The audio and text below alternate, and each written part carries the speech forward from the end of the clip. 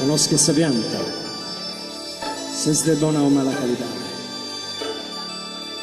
se da fruttos d'amore e carità, si può narrare che è buona e santa, ma si santa di lume l'elementa e dona fruttos di barbarità. Mondo, compatti, scusa e perdono, non potete essere né santi né buoni.